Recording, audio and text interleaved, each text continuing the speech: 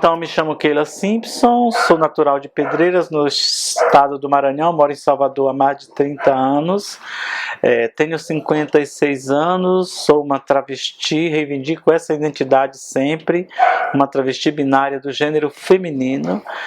Minha profissão é prostituta, foi o que eu sempre fiz durante toda a minha vida, mas atuo muito como minha segunda função ativista militante, desde 91 participando do trabalho de prevenção HIV e AIDS com a população de travestis e mulheres transexuais, depois no movimento LGBTQIA+, e na segunda gestão como presidente da maior associação de travestis do Brasil, que é a ANTRA, Associação Nacional de Travestis e Transsexuais.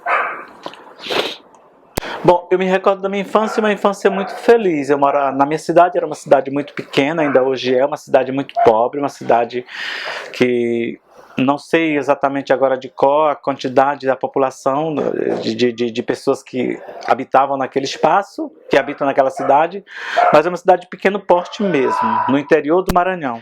Então, e a cidade muito pequena, mas eu me lembro de uma infância muito feliz. Era uma infância, a cidade não era violenta, a gente brincava na rua sempre com outros meninos da mesma idade minha, brincadeira de criança mesmo. Tem um rio que corta a cidade, a gente brincava muito no rio, aprendi a nadar muito cedo, com 3 anos de idade já nadava bastante no rio, era uma coisa que dava uma liberdade enorme.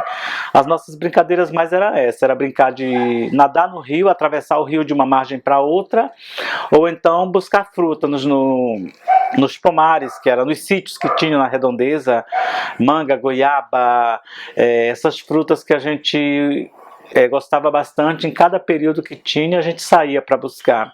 E foi nessas idas, nessas brincadeiras de criança, que a gente começou a descobrir então a nossa sexualidade, porque a minha, especialmente, ela foi despertada muito cedo, acho que com 9, 10 anos de idade. Ainda fazia essa questão de pensar sempre que essa coisa da brincadeira com a sexualidade, que para mim nunca foi tabu, foi sempre algo muito natural, foi tudo muito naturalmente o que aconteceu, ela foi desenvolvida a partir dessas brincadeiras de criança, passando depois para essa junção mais com pessoas adultas. Mas a brincadeira era sair para pracinha, para brincar de bicicleta, apesar de não ter bicicleta, mas a gente sempre tinha alguém que tinha, a gente brincava. Carro de rolamento também era uma brincadeira muito nossa, chama de carro de rolimã, né? A gente brincava bastante, tinha uma usina de beneficiamento de arroz na minha cidade, e tinha uma calçada que era uma descida, e a gente usava muito aquela descida para fazer essas brincadeiras com o carro de rolimã. Também era uma brincadeira muito comum nesse período. Ou então, quando a gente já foi ficando um pouco mais na parte de adolescente, com os amigos, eu estou lembrando agora, a gente gostava muito de brincar quando ia parque de diversão ou quando ia o circo para a cidade. Como a gente não tinha, quase todos nós que estávamos ali brincando, que depois nos tornaríamos essas mulheres, não tínhamos dinheiro para entrar ou para brincar nos brinquedos, a gente aproveitava e ficava vendo aquela movimentação do circo, ouvindo as músicas que tocava e ouvindo o locutor falar as apresentações, porque ele falava e a gente ouvia em toda a praça, e nos brinquedos de ficar na praça dançando as músicas que tocavam dos alto-falantes. Então, os namorados oferecendo música para as namoradas e aquelas declarações de amor, que era muito comum nessas festas do interior em quermesse, a gente gostava muito. Eu lembro de uma infância muito feliz, não me lembro de uma infância violenta. Vivi numa família que tinha o meu pai, ele bebia bastante, de vez ou outra ele era violento em casa, mas era um período que passava. Nós éramos e somos uma família muito unida ainda hoje. Minha mãe vive com 80, quase completando 90 anos, lá em Pedreiras ainda, muito lúcida da sua existência e do que ela deixou de futuro para esse país, ou seja, a família que ela constituiu. Nós somos ainda uma família de pessoas muito pobres, somos 7 filhos, né? Eu sou a pessoa do meio, eu sou a filha do meio, tenho 3 irmãos mais velhos que eu e 3 mais novos, e eu me lembro sempre disso. Nós tivemos uma família também que ela era muito protetiva. Os irmãos, apesar de conhecer a minha condição, de eu não falar dela, o que era, eles percebiam, todo mundo percebia, e tinha uma possibilidade, ou era uma projeção de me proteger de qualquer coisa que pudesse acontecer comigo. Como em todos os momentos da nossa vida, essa existência de ser LGBTQIA+, ou seja, que identidade fosse desde o começo, desde o primórdio, ela sempre foi uma identidade muito visibilizada e muito para o lado da violência. Então essa proteção que eu tinha dos meus irmãos, ela era muito presente, ela me dava mais ainda a possibilidade de viver. Nem colocava essa questão da minha existência enquanto pessoa não heterossexual que eu era. E aí também não vou dizer que eu era trans, porque eu já me identifico depois, provavelmente era, mas não reivindicava essa identidade de travestis. A gente tinha olhares de repreensão, tinha brincadeira um pouco mais agressiva, como tipo essas piadinhas que são feitas aí, que são agressivas e violentas nesse contexto hoje, mas elas eram quase desapercebidas naquele período, mas mesmo assim meus irmãos já estavam bem atentos. Eu me lembro de uma certa ocasião, estava eu e minha mãe na feira, e tinham lá um rapaz que vendia calcinhas, e eu e minha mãe estava olhando alguma coisa, não era calcinha de fato, era uma banca do lado, e ele vem e coloca uma calcinha na minha frente, na minha região genital, e minha mãe olha para ele e diz para ele assim: se respeite, você não está vendo que ele não é uma menina? Como é que o senhor vai apresentar para ele calcinha? Se ele tiver algum dia que usar calcinha, eu mesma posso comprar. Então ele já via a liberdade que a minha mãe determinava sobre mim desde muito cedo. Ela deixava muito essa liberdade. Não precisei nunca dizer para minha mãe eu sou isso, minha mãe eu sou aquilo. Ela sempre deixou esse limite do amor que ela sentia e do respeito que ela tinha por mim muito claro, muito nítido ali. Era muito nítido a aceitação que ela tinha de mim, de nunca nem ter questionado uma possibilidade da minha mãe me repreender por qualquer razão. Então eu tive essa infância que ela foi muito feliz. Ela foi tão feliz que no momento que eu senti necessidade de sair de Pedreiras e ganhar um outro horizonte, ganhar novos rumos, ela foi também muito tranquila. Ela foi dialogada com minha mãe, ela foi conversada com meu pai, e nenhum colocou barreiras ou empecilho, apesar de ser muito jovem, sair da casa dos meus pais com 13 anos de idade. Como eu ia para uma outra cidade, que era Teresina, que lá moravam os parentes meus, não teve essa preocupação por eu não estar sozinha. Mas eu não queria ficar na casa de parente. Meu sonho era conhecer o mundo. Minha vontade de sair daquela cidade pequena era para ganhar outros ares. E eu tive isso desde muito jovem, muito pequeno. E aí saí com 13 anos de idade e nunca mais voltei. Tenho 56 anos hoje. Conheço uma parte do mundo, obviamente nessas viagens que eu já fiz pelos continentes que tem o mundo.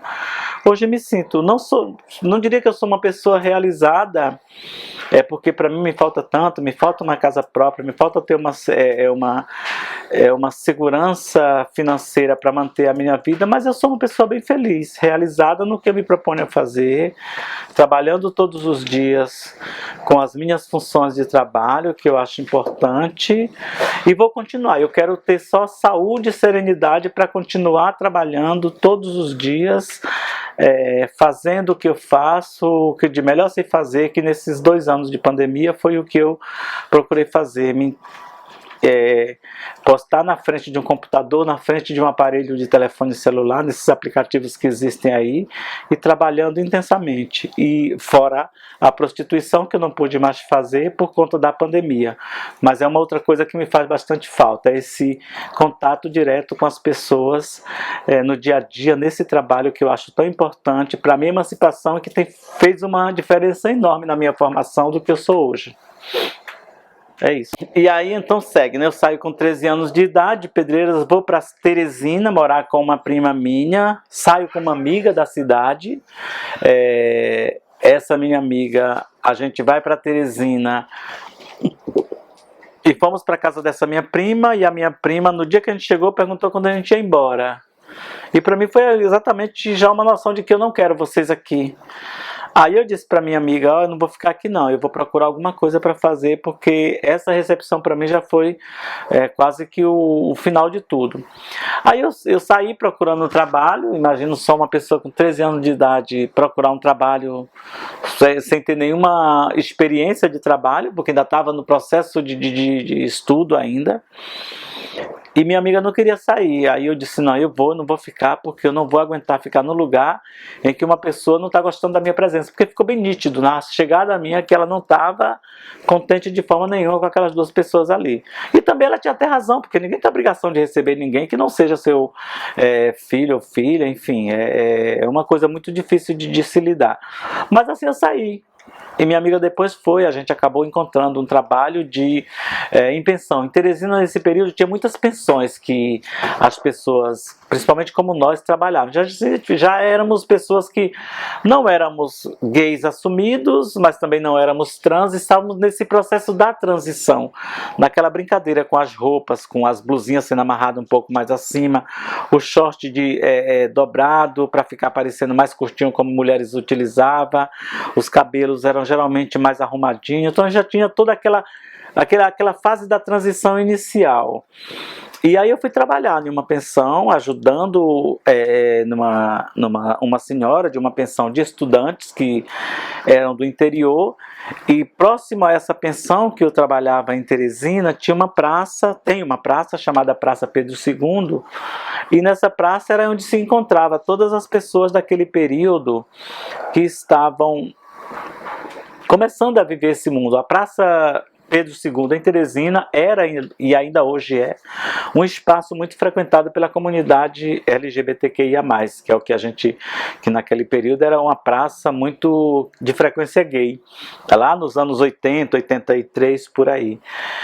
E aquela praça, ela me dava a dimensão exata da minha liberdade que eu já tinha em casa, mas que naquela praça eu acabei experimentando mais, porque ali tinham pessoas como eu, que eu via, que não era muito comum ver na minha cidade, que não viviam muito essa liberdade, apesar de saber que éramos como éramos, de pessoas que não tinham essa orientação heterossexual, nosso desejo afetivo eram pessoas do mesmo gênero que nós, e essa praça tinha tudo isso. A gente via pessoas que estavam lá paquerando umas às outras, alguns casais de namorado.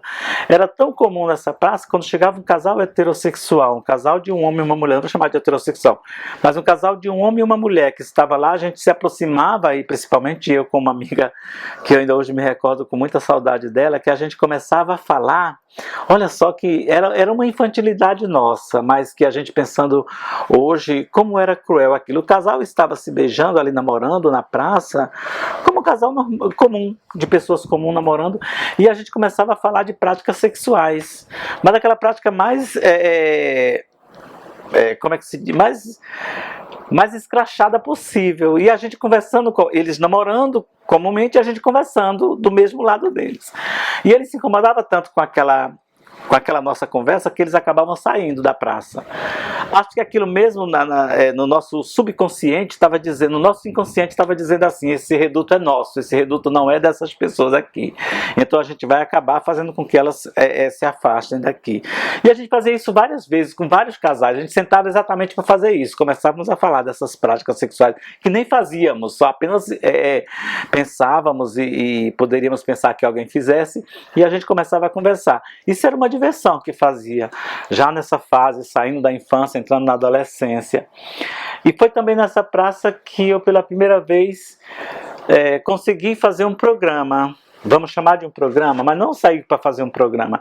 Eu trabalhava nessa pensão, recebia um salário regularmente, não me recordo também quanto era, mas transitando nessa praça eu noto que tem um senhor me acompanhando com o olhar. Tinha muitas pessoas nessa praça, era uma praça que tinha um cinema, tinha um teatro 4 de setembro, que também fica na mesma praça, e era muito frequentado. Então o pessoal ia para o cinema, ia para o teatro, e a praça ficava mesmo na frente desses dois espaços. Era uma praça só que tinha esses dois espaços. Tinha uma banca de revista, tinha uma farmácia na esquina que ficava aberta também. Então era uma praça de trânsito comum. E esse senhor passou me olhando e fez um sinal para mim, e eu saí. E ele mandou entrar num carro, era um Fusca, eu entrei no carro, imagina só a possibilidade de você conseguir estar com uma pessoa estranha num carro. Não tinha nenhuma noção de que aquilo poderia ser perigoso, porque não era perigoso, não tinha nada ali de perigoso no ar, não tinha essa violência que temos hoje, não tínhamos, de fato. A gente ficava a noite toda na rua, andando para cima e para baixo, não aparecia essas brincadeirinhas que tem, uma piadinha, um gritinho ali, um risinho, mas essa violência física, letal, ela não acontecia. E aí entrei no carro desse senhor, esse senhor me levou para um motel, e lá a gente ficou a noite toda, e eu dormi, acabei dormindo, acordando de manhã, e desesperada pedindo que ele me levasse para casa porque eu precisava trabalhar. Quando ele me levou na casa, me deixou na mesma praça que tinha me pegado, ele mete a mão no bolso e me dá um dinheiro. O dinheiro que ele me dá equivale quase ao salário que eu recebo mensal. E aquilo fez com que eu pensasse a minha vida: eu não vou trabalhar o mês inteiro para ganhar um salário se eu posso ganhar dessa forma. Você poderia pensar assim: esse homem induziu Keila a fazer prostituição? Não, porque ele não me induziu, ele não me disse para ir, ele apenas me deu dinheiro por algo que ele deve ter se sentido confortável. E aí eu disse para a dona da pensão que eu não queria mais trabalhar, que eu ia fazer só essa outra função. Ela me adverte: olha, isso não dá certo, isso é uma ilusão, você precisa trabalhar, porque o seu dinheiro é mais certo mensal. Mas eu não queria saber, estava na minha fase de negar tudo, de experimentar tudo, estava naquela fase bem crítica da adolescência, e não quis. E aí saí, fui com essa minha amiga, a gente foi alugar um quarto, com muita dificuldade conseguiu alugar, porque éramos de menor então, mas como a gente tentou alugar na estação, e a estação era uma zona de prostíbulo, não tinha muito essa vigilância que tem hoje, era muito mais liberal fazer essas negociações, a gente acabou alugando um quarto lá no prostíbulo, que era no centro da cidade também, em Teresina, próxima à estação, e lá a gente foi morar e fomos dizer que ia fazer prostituição à noite, já nesse sentido mesmo de liberdade. Eu sempre pensei e acredito que a prostituição, além de ser para mim um trabalho, ela tem um quê de liberdade, ela dá uma liberdade de você poder ser o que você quer, de você poder ser a dona do seu próprio negócio, de trabalhar com o que você gosta, com quem você gosta, na hora que você quer fazer. Então essa liberdade toda dava. Mas a gente experimentou que não era isso, que não, realmente, como a dona da pensão tinha falado, era uma ilusão esse trabalho, que não dava de fato como a gente queria sobreviver com ele. Aí voltamos para procurar outro trabalho, e aí a gente já foi um pouco mais experiente, equilibrando o trabalho da prostituição com o trabalho comum em outra função. Trabalhávamos de dia como doméstica e à noite, muito mais nos finais de semana, fazia essa outra prática. E assim ficamos em Teresina. E queríamos sair, ela como eu era uma pessoa que queria viajar o mundo, aí eu disse: vamos para São Luís. E aí saímos de Teresina para São Luís e já fomos, e lá em São Luís a gente acaba encontrando um outro grupo de travestis como nós, e aí já estávamos já com essa identidade mais definida, ainda não com hormônio, com pouco hormônio, mas não com silicone, mas já fazendo essa fase de transição com medicamentos. E aí em São Luís a gente se estabelece, já vamos morar em uma zona também de prostíbulo no centro de São Luís, né? E lá alugamos um quartinho, fomos morar nesse quarto e tentar fazer prostituição à noite, que também não dava, como Teresina, era um espaço muito pequeno para trabalhar. E assim a gente foi experimentando, e como não dava certo, a gente acabou tendo que procurar um trabalho. E aí arrumamos um trabalho em uma lanchonete com um casal de pessoas que eram de Recife, um casal muito jovem que tinha uma lanchonete no centro de São Luís, e a gente foi trabalhar. Minha amiga sabia fazer salgadinhos muito bons, eu ajudava ela a fazer bolos e confeitar bolos, e a gente inventava receitas mirabolantes. A gente fazia cobertura de bolo com mingau de maisena e com anilina de cores, e fazia aquelas coisas assim, colocava os confetes, as pessoas achavam aquilo lindo e acabavam comprando, muito mais o bolo era saboroso, não vou dizer que não era saboroso, mas a cobertura que a gente inventava para não ter que estar fazendo glacê, ele dava muito mais um elemento mais de atrativo. E a gente ficou muito tempo trabalhando nessa lanchonete. Eles falavam muito do Recife, esse casal nosso que a gente morava, que trabalhávamos com eles. E aí a gente disse, e eles contavam para nós, eles mesmos contavam para nós que em Recife, diferentemente de São Luís, as travestis tinham um ponto que elas trabalhavam à noite na rua, e que tinha travesti que tinha silicone no corpo, que a gente nem imaginava. Silicone, a gente ouvia falar, mas era algo que estava tão distante da nossa realidade, que a gente nem imaginava o que seria isso. Mas aquilo ficava no nosso consciente, no nosso subconsciente, sempre pensando nessas coisas. E aí eu disse para minha amiga, e ela concordou comigo, disse assim, olha, nossa meta então é Recife, a gente vai para Recife. Se nós temos uma meta de chegar a São Paulo, Recife já é um caminho, saindo de São Luís, estando para Recife, a gente vai descendo até chegar em São Paulo. E aí fomos para Recife, pedimos nossas contas e fomos para Recife, chegamos em Recife, fizemos a mesma coisa que Teresina, fomos procurar os familiares desses patrões nossos que nos deram o endereço, mas os familiares foram ainda muito mais arredios que a minha prima lá em Teresina, e a gente viu que não dava, então deixamos para lá os familiares do casal e fomos procurar morar, um local para morar. A gente já sabia mais ou menos como era o trânsito de procurar, essa experiência a gente teve já vindo dessa prática toda, e achamos um quarto para alugar na Rua do Rangel, bem próximo do Mercado São José, em Recife. E lá a gente foi, alugamos esse quarto para morar nessa pensão, e poderíamos então pensar, o que nós vamos fazer? A gente tinha um pouco de dinheiro que dava para se alimentar, mas a gente precisava continuar com ter dinheiro, porque precisavam pagar nossas despesas. Aí resolvemos sair à noite, na rua um pouco, muito cedo da noite, saímos, a gente não perguntou nada para ninguém, fomos rodar, conhecer a área pelo menos que a gente morava. Novamente eu digo, naquele período era muito mais fácil, a gente não tinha esse temor que tem hoje de sair à noite nas ruas. Eu fico imaginando como é que a gente fazia tudo isso antigamente, se for fazer hoje, fatalmente a gente vai encontrar problemas. E aí saímos transitando pelas ruas do centro de Recife, acabamos entrando numa rua transversal, saindo numa avenida principal, uma avenida que transitava muito carro. Nós pensamos, estamos numa rua bem movimentada. Aí quando a gente olha para o lado direito, da onde a gente tinha visto, a gente viu uma infinidade de pessoas, eram para mais de 80, 100 pessoas mais ou menos, que falavam muito alto, que davam muita risada e que transitavam de um lado para outro de uma praça, chama Casa da Cultura esse centro lá. E eu olhei para a Bruna e falei assim, Bruna, o que é aquilo? Aí Bruna olhou, tinha algumas mulheres com espartilhos pretos, eu digo, mas está com roupas íntimas no meio da rua e pode, você fica imaginando. A gente só foi se dar conta que a gente estava numa zona de travestis quando uma travesti chegou para nós.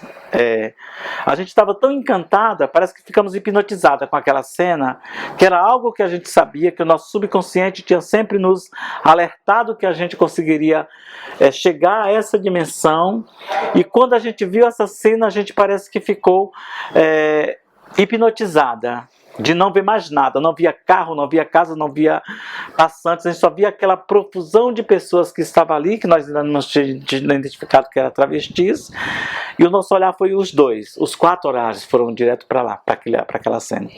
E a gente só teve a noção de voltar à realidade quando alguém fez assim, bateu nas costas, acho que minha, e fez assim, vocês estão fazendo o que aqui? Já uma voz bem grave. Aí foi que a gente tomou um susto, olhou, era uma travesti negra, menor que eu sou bem baixinho, eu tenho 1,65 m, ela é menor que eu. E aí Bruna me olhou, eu olhei para ela assim, e ela já estava no sentido de nos afrontar. O que nós estávamos fazendo ali? Ela não disse nós, ela falou um termo que é muito comum usado lá em Recife. O que esses frangos estão fazendo aqui? Frango é a forma pejorativa que chamam a gente lá, gays, travestis, essas coisas assim. Eu olhei para ela e não respondi. Aí ela perguntou novamente, vocês são de onde? Minha amiga já mais receosa ficou parada e eu falei do Brasil, por quê? Ela, porque aqui só vai ficar quem for da minha época, que tiver aqui, outro frango não fica aqui. Aí eu fiz, tem problema aí. Já me preparei para briga, porque nesse período era briga, tinha que brigar para permanecer nos lugares.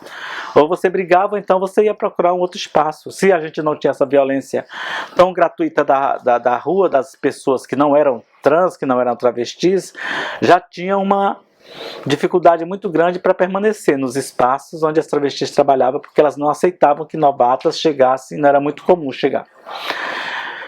E eu então tentei negociar, conversar um pouco com ela, mas eu vi que ela não estava querendo conversa. E aí se aproxima uma travesti mais velha, devia ter já uns 50, 60 anos, chamada Diana. Diana se aproxima e disse, foi o quê? Aí quando eu vi que ela tinha querido perguntar, eu conversei, não, que a gente está aqui dando uma volta. E aí ela chegou aqui e está perguntando de onde a gente é, porque a gente não vai ficar aqui. A gente não veio para ficar aqui, nós estamos passando, não dá para passear. Nós não estávamos com roupa de trabalho, eu estava de shortinho, camiseta, e Bruna também. Na verdade, nós não tínhamos nada de corpo, de atributo para demonstrar, e nunca pensaríamos que nossos corpos, ali naquela esquina, onde aquelas mulheres todas transformadas de silicone, com seios, com quadris, com cabelos enormes, iam se incomodar com a nossa presença. E aí Diana olha para ela e fala assim: deixa os meninos quietos. Fala desse jeito. Não, porque não sei o que. Aí Diana falou assim: eu vou falar com Marluce.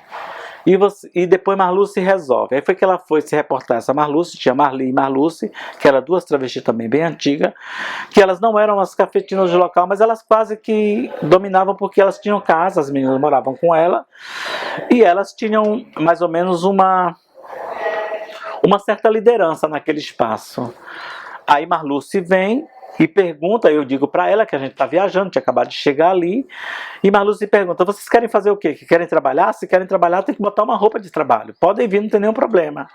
Aí olhou para Pinar, que é essa baixinha que tinha chegado para indicar a gente, disse assim: saia daqui, senão eu vou lhe dar uma surra de cipó.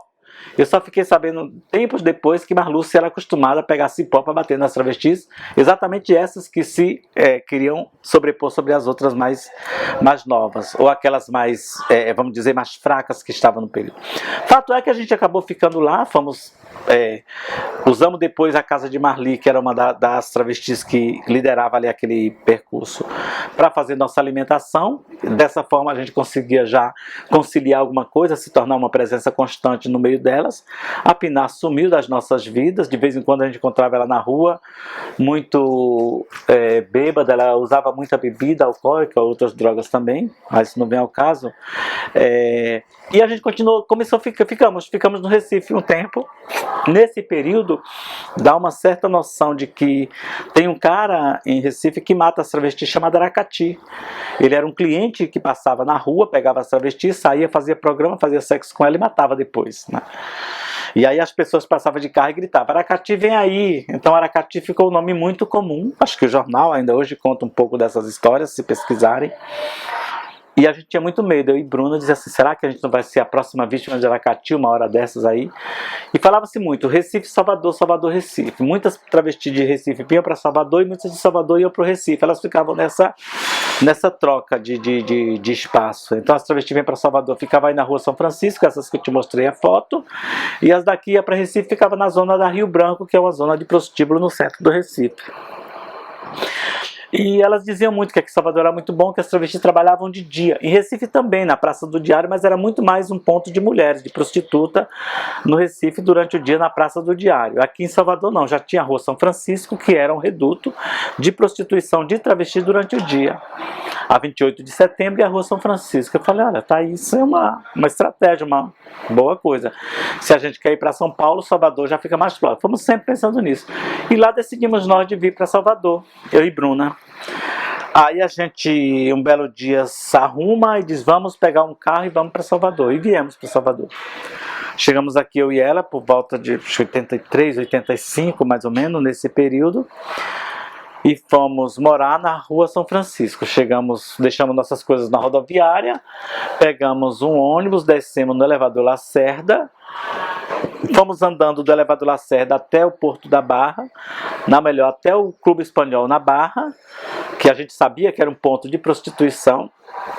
Tomamos um belo banho na Praia da Preguiça, estava muito calor, fomos com a roupa molhada, chegamos na Barra, fomos trabalhar na Barra à noite. Ali na Barra, no Espanhol, a gente ficou naquelas palmeiras que tinha lá, ainda não era o clube como é hoje. E lá eu conseguia fazer um programa, a Bruna não conseguiu fazer nada. E esse cliente que eu fiz um programa, quando no final eu pedi que ele desse uma carona para a rodoviária, porque a gente precisava pegar nossas coisas que estavam lá. Aí ele disse: tá bom, eu levo vocês lá na rodoviária e depois eu deixo vocês onde vocês quiserem. Aí eu perguntei: onde é um lugar bom para a gente procurar quarto para morar? Ele falou: no Pelourinho. Pelourinho é um espaço que tem muitas como vocês que moram lá, vocês podem achar. E assim ele fez, levou a gente da Barra rodoviária, pegamos a nossa bolsa, as nossas bolsas, ele nos colocou no carro e saltamos na Praça da Sé. E aí na Praça da Sé nós chegamos e já era tarde da noite, já madrugada, alta madrugada, quase já amanhecendo o dia, a gente encontrou um grupo de travestis que talvez estava vindo da rua e estavam na praça, bebendo e conversando, e a gente se aproximou delas e foi completamente diferente a aproximação daqui em Salvador do que aconteceu em Recife. A gente falou que estava em viagem, tinha chegado do Recife, vinha de um outro estado e estava procurando um lugar para morar, para dormir pelo menos, e que a gente queria morar. E aí, imediatamente elas começaram a dizer que tinha a casa de Ava, tinha a casa da Playboy, tinha a casa da tia Célia, tinha a casa de Lúcio, e a gente ficaram dizendo, nenhuma se prontificou aí conosco na casa procurar um espaço. Chegou em uma casa, perguntou, em uma outra também não tinha. Quando a gente, na última casa que a gente procurou, aí a gente foi numa casa, acho que foi na casa de Ava, não tinha, foi na casa de Lúcio, não tinha, e lá na casa de Lúcio alguém fala, vai na casa da velha do portão, dos cachorros, que pode ter. Eu tomei um susto, velha dos cachorros, falei, enfim, vamos lá. Aí a gente desceu, essa menina que levou a gente chamava Sueli desceu a gente na Rua da Oração. Aí bateu na porta, a cachorra acordou logo, claro que ela... Aí Dona Diaci disse, quem é? Aí Sueli falou que tem duas pessoas que querem no quarto, a senhora tem? Ela tem um aí, mas não tem nada, não, é só o tabique. Aí eu falei, ó, eu durmo até em qualquer lugar que apareça. Aí ela mostrou, era um quarto com quarto compensado, uma parede com uma porta que não fechava, tinha uma corrente e não tinha mais nada dentro. Era algo que tinha sido feito assim muito improvisado. Eu olhei para a Bruna e falei, amiga, é aqui mesmo. Aí eu falei, não, a gente vai ficar. Muito embora eu queria descansar para no outro dia ver o que a gente ia morar. Tá. E aí ela disse assim, não tem nada no quarto não, eu posso arranjar um papelão aí, um jornal, não sei, eu digo, qualquer coisa. Dormia no relento, de tão cansada que a gente estava. E aí ela trouxe umas caixas, a gente colocou no chão, usamos a nossa bolsa como travesseiro e aí dormimos. Agradeci a Sueli e aí dormimos. No outro dia a gente amanheceu, quando a gente acordou, conversamos com ela que a gente queria o quarto, mas não tinha como... a gente ia trabalhar para poder então comprar alguma coisa para deixar pelo menos uma espuma para colocar no chão para a gente dormir, né? E aí ela concordou e a gente ia sair para trabalhar e a gente ia pagando ela e ela acertou o preço. E ela mesma fornecia comida, isso para nós era muito bom, porque a gente morava em um lugar que tinha a própria comida, não precisava, porque a gente não tinha nada para cozinhar e comia lá. E assim a gente ficou um tempo morando lá, eu e Bruna, nesse quarto, né? Alugamos esse quarto, depois a Bruna foi morar em um outro quarto que tinha acabado de vagar, e eu fiquei nesse sozinho, a gente começou a arrumar as coisas, né? Mas a gente teve um processo crítico aí, porque nessa casa... Todas as travestis que moravam usavam droga. De alguma forma, ou fumava maconha, cheirava cocaína, tomava pico na veia. Era uma droga muito comum. Vocês podem não conhecer muito, que são muito jovens, mas na Salvador dos anos 80 e 90 tinha eles chamavam pico, era uma droga que eles aplicavam na veia. Às vezes era um comprimido, que era dissolvido com água, era uma droga que era um remédio que era dado para cavalo, que chamava Fiorinal, se eu não me engano o nome era Artânio, que era um comprimido que se lavava ele para tirar a parte amarela do comprimido e macerava aquela parte branca, misturava com água, aspirava com uma seringa e aplicava na veia. Isso era um grande risco para infecções de doenças sexualmente transmissíveis, e HIV foi por aí, porque aquela seringa ela era compartilhada em uma roda de pessoas que usava aquele pico, né? Não era só travesti que usava. No Pelourinho muitas mulheres e homens utilizavam essa droga, esse pico. E a gente foi morar nessa casa e uma grande parte das travestis usavam, e a gente não tinha nenhuma experiência com droga, nunca tinha usado, eu nunca fumei na minha vida, nada, bebo muito pouco, e eu fiquei muito impactada com aquela cena, porque algumas vezes as pessoas tinham overdose com a droga, e eu presenciei várias vezes as pessoas passando mal, tendo convulsões por conta da droga, e aquilo me assustava ainda mais. E em um certo momento a gente começou a despertar ciúme nas travestis, porque como eu e Bruna pagávamos as nossas contas todos os dias, como é acertado com a dona da casa, a gente pagava diárias, A gente não atrasava a diária, porque saímos para trabalhar e vinha e pagava porque era o combinado. E a gente sempre foi muito certa nessas coisas. E a dona da casa, com certeza, ela dava. Na hora do almoço, ela chamava a gente, guardava o nosso jantar. Ela tratava a gente de uma forma que ela não tratava as outras travestis, porque essas não pagavam em dias, atrasavam diária, não queriam pagar, porque a primeira opção dela era comprar droga, ganhar o dinheiro e comprar droga. Ganhar mais e comprar mais e mais e mais e mais, ia deixando o aluguel e a diária para a sua alimentação sempre em segundo plano. E aí, obviamente, que a dona da casa se recusava muitas vezes a fornecer o alimento e elas ficavam com raiva porque parecia que eu e Bruna éramos as preferidas da senhora, e não era por isso. A gente era as mais novas que tinha chegado, mas a gente tinha um processo de acordo que a gente queria cumprir a todo custo. A gente só foi resolver esse problema quando nós começamos então a nos misturar com ela, não para usar droga, mas para estar junto na hora, e especialmente elas chamavam a gente, talvez com a impressão de que nós quiséssemos também, pelo momento do compartilhamento da droga, a gente queria usar, mas elas encontraram duas pessoas que tinham a cabeça muito formada para essa questão de não querer utilizar principalmente essa forma de utilização, que a gente sabia que não era tão segura, porque mesmo nesse período já tinha a Universidade Federal da Bahia já fazia uma intervenção muito forte com relação às drogas que eram endovenosas, essas drogas que eram aplicadas nas veias. Já tinha uma campanha muito certeira. E obviamente que a gente, observando e vendo as campanhas, a gente não ia entrar naquela zona de risco para acabar se infectando com alguma doença que a gente não quisesse. E a gente sempre resistiu muito fortemente. A maconha não gostava porque, apesar de ser muito comum e eu até gostar do cheiro, nunca quis fazer uso dela. Bebida também muito pouco, muito raramente.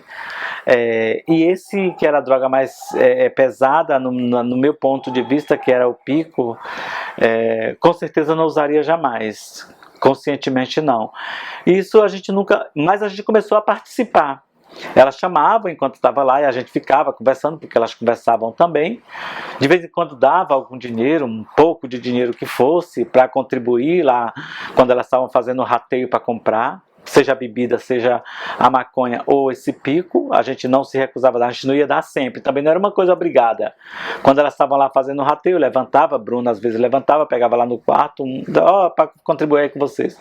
E nesse equilíbrio a gente foi então fazendo com que fosse diminuindo essa resistência que elas tinham. A gente acabou transitando muito bem, né?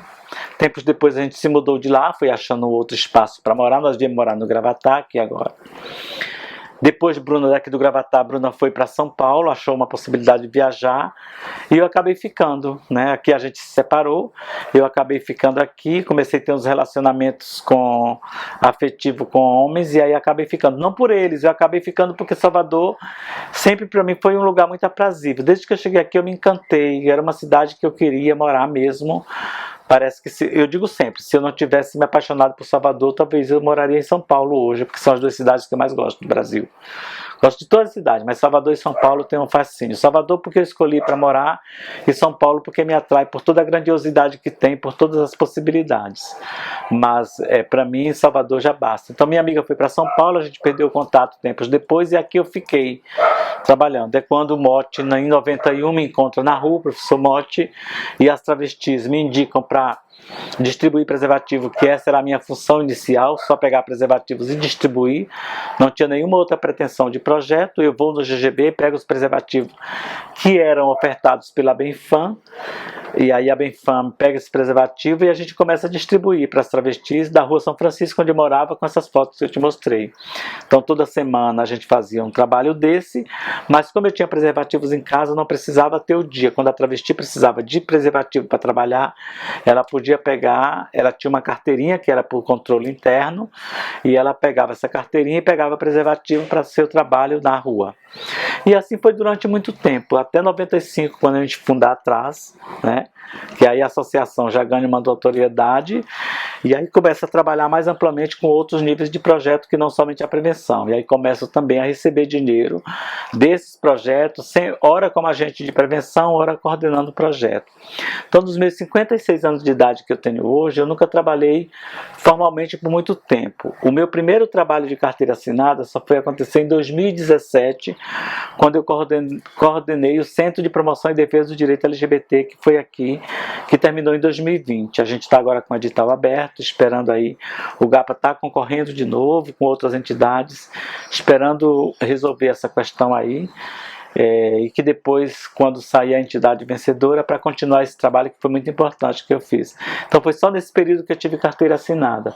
O resto dos meus dias de vida, lá do meu nascimento até aqui, eu vivi de aventura. Falando que das minhas aventuras que eu vivo, que eu tive minha carteira assinada somente em 2017 até hoje, fora esse trabalho que está finalizando o edital agora, que vai sair o resultado por esses dias, para retomar então o trabalho do Centro de Promoção e Defesa do Direito LGBT. Então, e aí eu dizia que esse processo do Centro de Referência, Centro de Promoção e Defesa do Direito LGBT, que é uma demanda da população LGBT, que foi fruto de discussão e debate na primeira conferência LGBT, está acontecendo em todas as partes do Brasil, e aqui em Salvador nós tivemos, aqui no estado da Bahia, um projeto.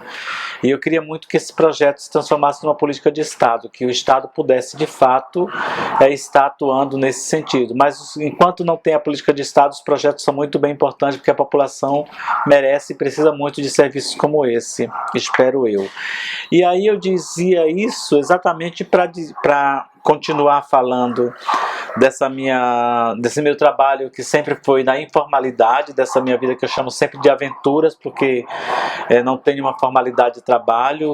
A prostituição, então, é um espaço que eu uso como trabalho, e que para mim também é muito importante fazer, porque me emancipa enquanto travesti, me emancipa enquanto pessoa, me traz possibilidade de reconhecer no ser humano as várias facetas que ele tem, especialmente nos homens que são clientes nossos, de como é que eles lidam com a nossa existência de uma forma completamente distinta. O dia é diferente da noite, como eles tratam então a população de travestis que estão na prostituição. Isso é bem importante, pensar essas coisas e de se compreender dentro daquele contexto de trabalho.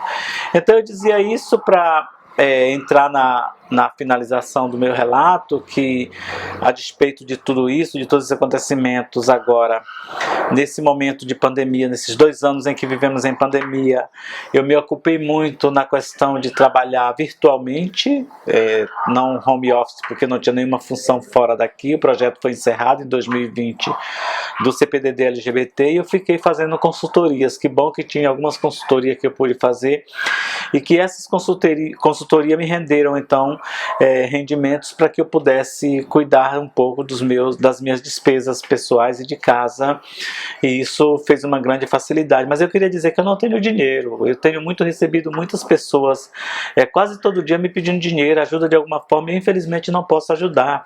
Eu sou uma pessoa que, se eu não peço ajuda publicamente porque não gosto, eu tenho muitas faltas de coisas no meu dia a dia, na minha casa, na minha vida, que eu vou correr atrás para ir buscar.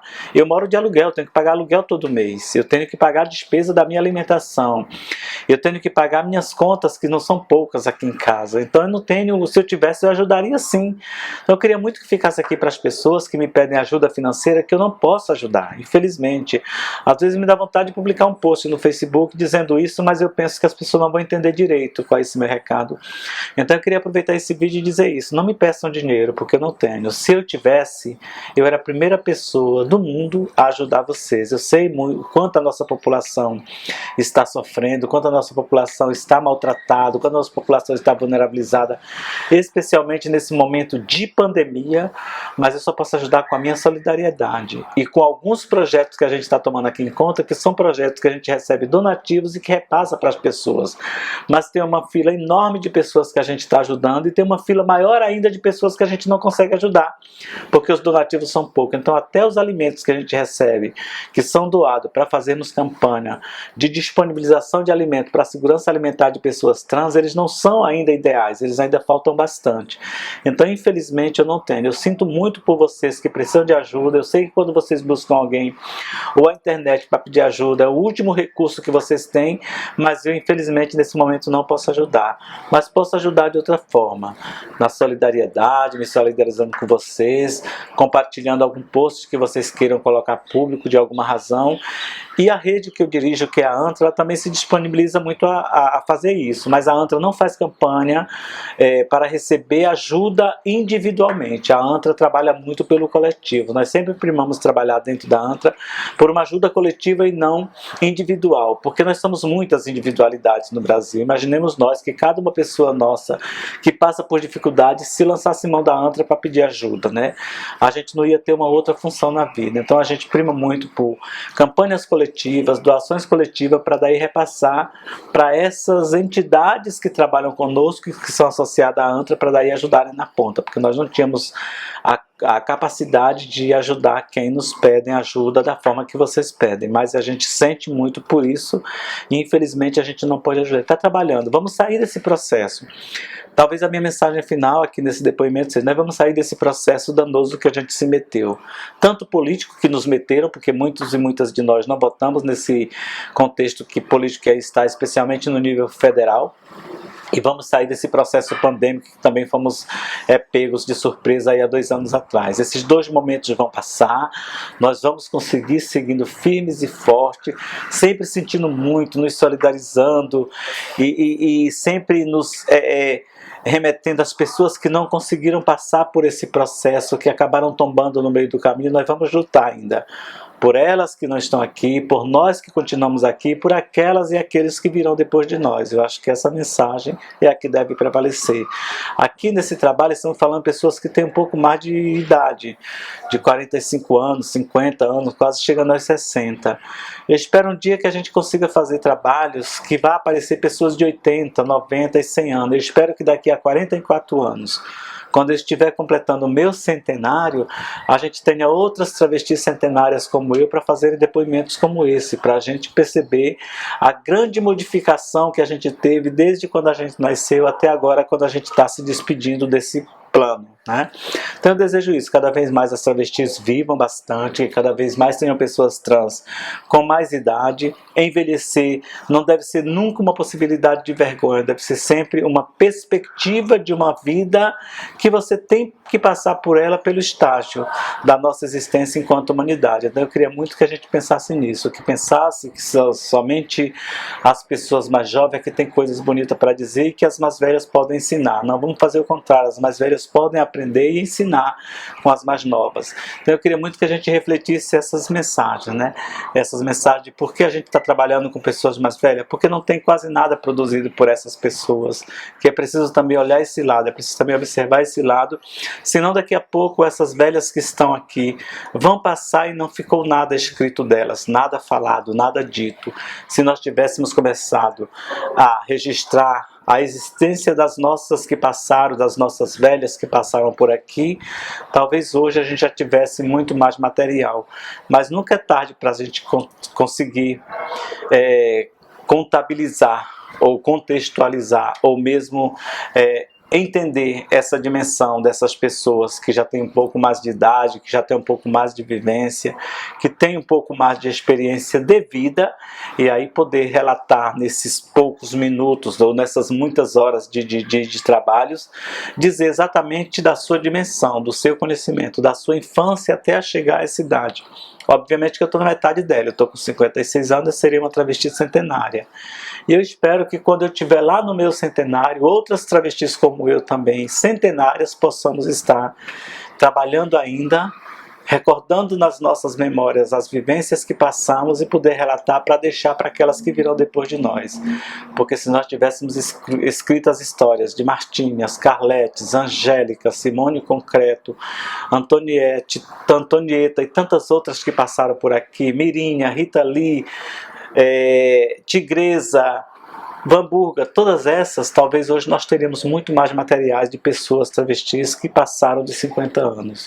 Como a gente não fez naquele período, vamos tentar a partir de agora captar essas mensagens dessas senhoras que estão chegando a esses anos, a 60 anos, a 70 anos, e deixar aí para a posteridade um pouco do relato dela para que as mais novas, os mais novos possam ouvir essas histórias e aprender com elas e ensinar para gerações futuras a forma mais exata de você respeitar o ser humano como o ser humano é e merece. Acho que é isso. Obrigado.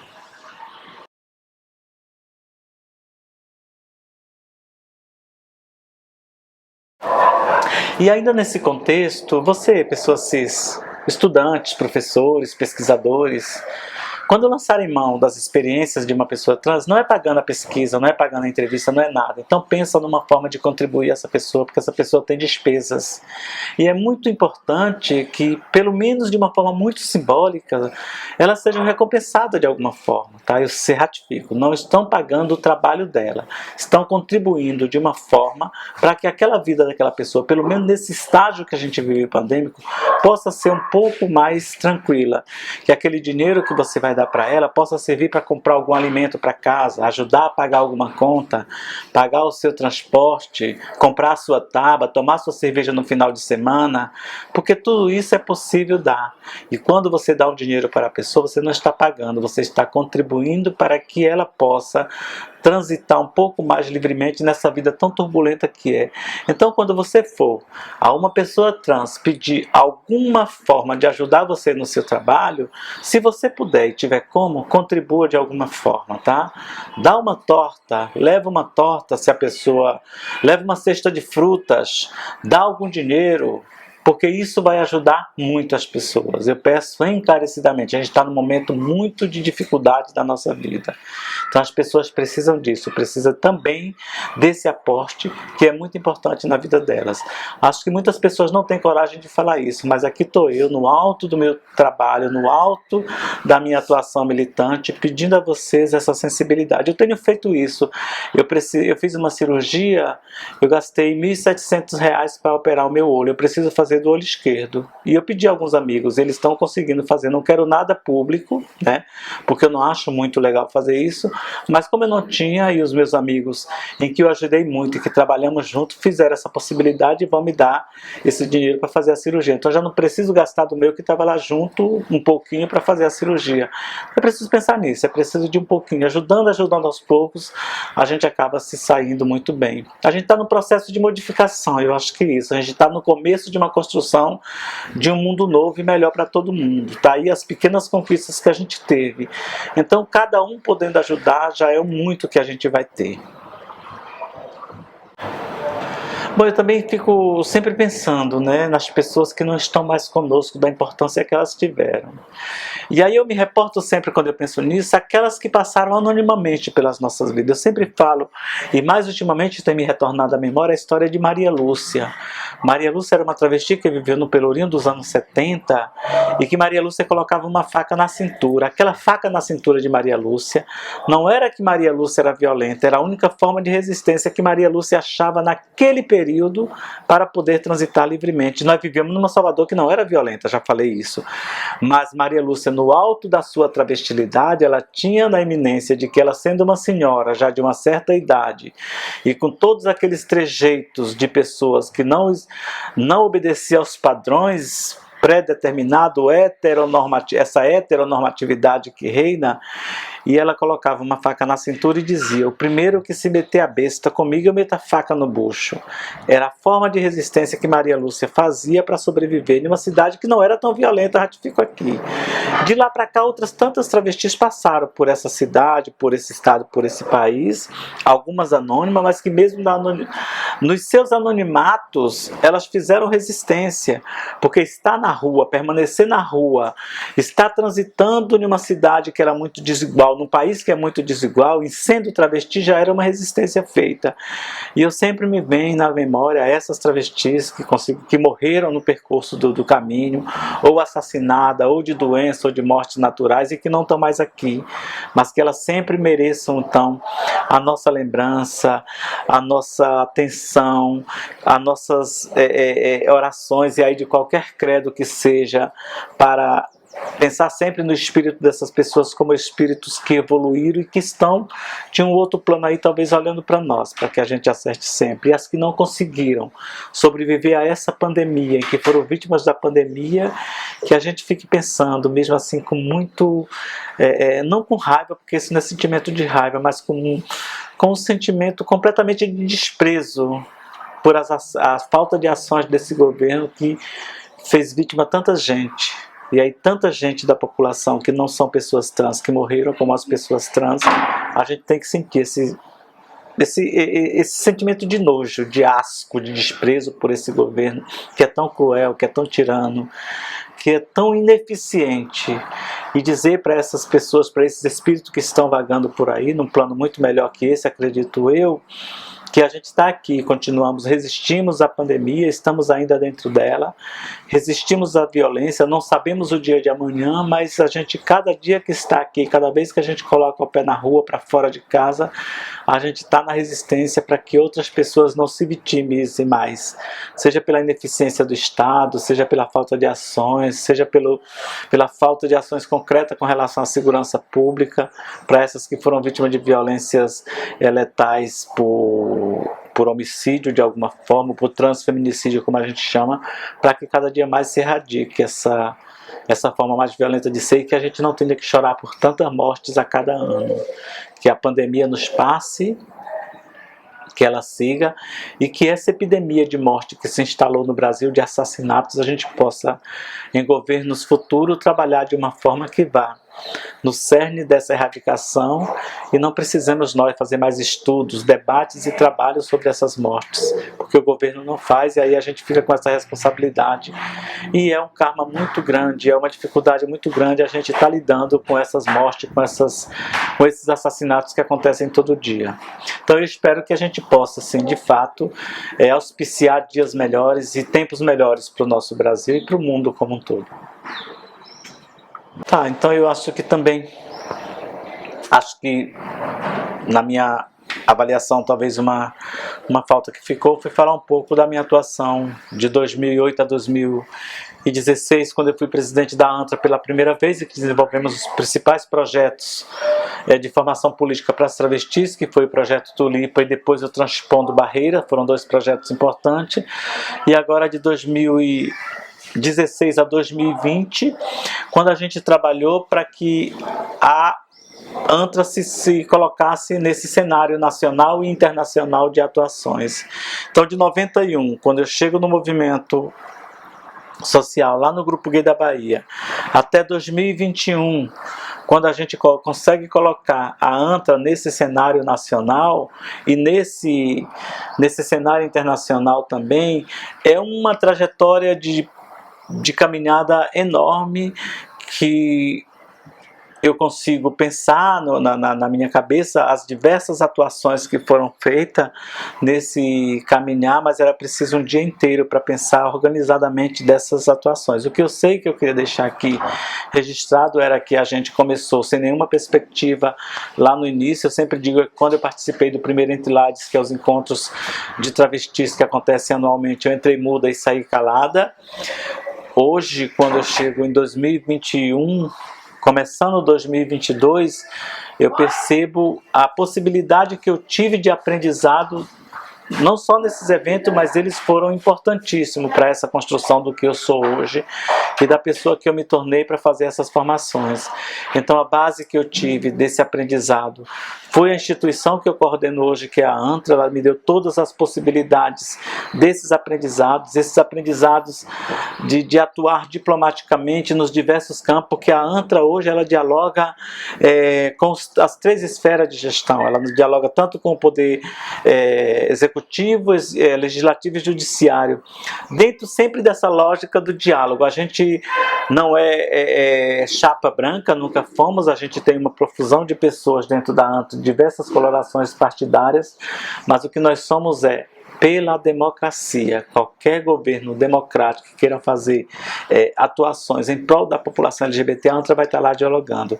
Obviamente que nos recusamos a dialogar com esse governo que aí está, porque esse governo não dialoga, ele não quer fazer ação nenhuma para a população LGBTQIA+, então a gente tem essa decisão de não dialogar com esse governo e de reagir fortemente às não ações que não são feitas nele. A gente critica bastante, porque se esse governo, mesmo nessa conjuntura que ele está, que é danosa, se ele auspiciasse em algum momento a possibilidade de atuar para a população LGBTQIA+, nós da ANTRA íamos nos aproximar e tentar contribuir, porque o nosso principal objetivo é atender às demandas da nossa população, especialmente da população de travestis e mulheres transexuais.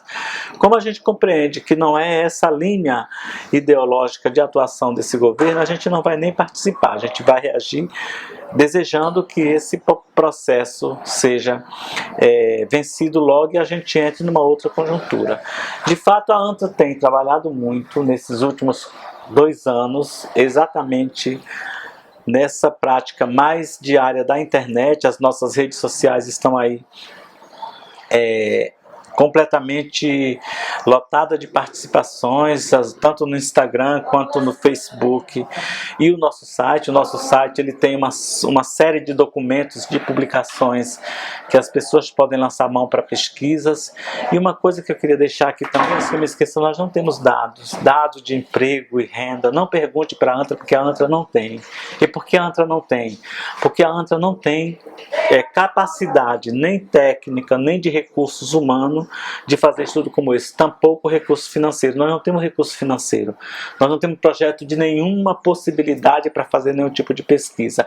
E essa pesquisa que a gente publica cada ano de assassinato de pessoas trans, ela é feita voluntariamente. Nos últimos 2 anos a gente tem encontrado parcerias importantíssimas e uma delas é o Fundo de Populações das Nações Unidas, do UNFPA, que tem dado recurso que a gente imprime o material, mas a pesquisa ela é feita de forma voluntária, a tabulação dos dados é feita de forma voluntária, o estudo completo, que é o trabalho mais dificultoso desse dossiê, ele é feito de forma completamente voluntária. Então todo esse trabalho aqui, ele é feito voluntariamente, todo esse trabalho de pesquisa. Essas organizações que aqui estão, elas apoiam a gente agora. Nos 2 últimos anos a gente tem encontrado esse apoio, mas não é apoio de recursos. De recursos são sempre muito limitados. E aí a gente faz. Então a gente não tem como, para além desse estudo que é tão sério, fazer outros estudos. Ademais, quem tem que ser cobrado por pesquisa é o IBGE. A IBGE tem que fazer pesquisa. O IBGE não sabe quantas pessoas trans temos no Brasil. O IBGE não sabe quantas pessoas LGBTQIA+ temos no Brasil, quiçá pessoas trans. Então, infelizmente, nós não temos dados de pesquisa de empregabilidade de pessoas trans. Não temos. Não pergunte para a ANTRA. O que nós queremos é que vocês, também que perguntam a nós, possam fazer trabalho questionando porque não existe. Nós não temos também os dados de quantas pessoas trans se operaram no Brasil, porque isso talvez não seja nem para nossa instituição, isso não é tão relevante assim, né? Nós não queremos saber quantas pessoas trans estão fazendo cirurgia de transgenitalização no Brasil. Nós queremos saber quais hospitais estão habilitados e por que estão habilitados. Porque nós acreditamos que a cirurgia de transgenitalização para pessoas trans é algo individual. É do indivíduo. Publicar aquilo ou não é somente do indivíduo. Então, para nós, o que nós trabalhamos na nossa direção geral é hospitais habilitados para cirurgia, se estão fazendo, ampliação de ambulatórios. Esse é o nosso papel, não é de pesquisar quantas pessoas estão lá. Se nós tivéssemos, novamente volto a falar, se tivéssemos recursos do projeto destinado a esse propósito, nós faríamos com certeza, mas nós não temos. Então, nossa atuação se baseia muito nisso, é de estar apagando incêndio quando acontece essas violências e violações que são todos os dias, né? E aí a gente vai apagar esse incêndio, a gente vai naquele problema, a gente tenta colocar aquele problema em evidência e as ajudas vão chegando depois. Nós também não temos como ajudar a enormidade de pessoas que nos pedem ajuda para retificação de nome, orientações para ações judiciais. Uma um pouco dessas perguntas que nos fazem todos os dias nos nossos canais de comunicação, ou seja, no nosso e-mail, está lá no site. É só visitar o site antrabrasil.org que vocês encontram. E também entrevistas. É uma coisa que eu queria deixar aqui bem dito. Entrevista para TCC, desculpa, mas eu não posso fazer tanta, porque se eu fosse fazer também todas essas demandas que chegam no meu e-mail todo dia, nos diferentes estados do Brasil, eu só ia me dedicar a isso. E aí fatalmente vocês iam ter que pagar um salário para me ficar disponível para trabalhar nesse sentido. Como eu não posso dispor para atender todo mundo, eu não fico escolhendo pessoas para atender. Então, se você mandar para o nosso e-mail um pedido de entrevista para TCC, eu sinto muito, mas a gente não vai poder responder. E outra coisa são entrevistas para repórter também, que a gente também tem filtrado bastante, porque tem várias instituições que são mídia de direita que querem que a gente dê entrevista, e a gente tem se recusado um pouco porque as entrevistas são algumas vezes distorcidas. E outra coisa também que acho que agora pegou muito e que eu me lembrei de falar ultimamente, as entrevistas que as pessoas querem hoje em dia, tudo é via Zoom, tudo é via Skype, tudo é via esses aplicativos de imagem, não tem mais entrevista por telefone, não tem mais o pesquisador com um bloquinho ali, ele entrevistando, escrevendo, não, ele quer um vídeo, e para um vídeo você tem que ter um espaço, você tem que ter um lugar disponível, você tem que ter um tempo, tem que se arrumar, porque a pessoa não quer aparecer num vídeo de qualquer forma descabelado como está em casa, então isso também onera tempo, e aí a gente tem muitas dificuldades de fazer isso. Quando a gente se dedica a estar trabalhando em um vídeo, a gravar um vídeo para alguma instituição ou outra que pede, é porque a gente tem uma consideração e respeito pelo trabalho que a gente está fazendo. Não estou dizendo que os outros não mereçam respeito, mas a gente tem filtrado muito esse tipo de atuação, senão a gente não faria mais nada da nossa vida. De toda sorte, acredito que vocês, mesmo nesse vídeo em depoimentos individuais, possam também poder acompanhar e ver a dimensão do nosso trabalho enquanto organização da sociedade civil e enquanto uma rede nacional que está aí desde 93 trabalhando para fazer essa tal inclusão da população de travestis e mulheres transexuais e, consequentemente, fugindo do seu papel de missão que a ANTRA atua para travestis e mulheres transexuais, possa levar nesse barco também as demais populações trans, porque muito embora não trabalhando diretamente com elas, elas acabam se favorecendo das muitas políticas que a gente tem debatido aqui. Lembrando que nós não debatemos política para travestis e mulheres transexuais. Nós queremos as políticas de pessoas trans como um todo. Mas a ANTRA, ela é uma instituição que atua exatamente com travestis e mulheres transexuais. Todas as outras pessoas trans são bem-vindas e nós atuamos sim com ela, mas de uma outra forma.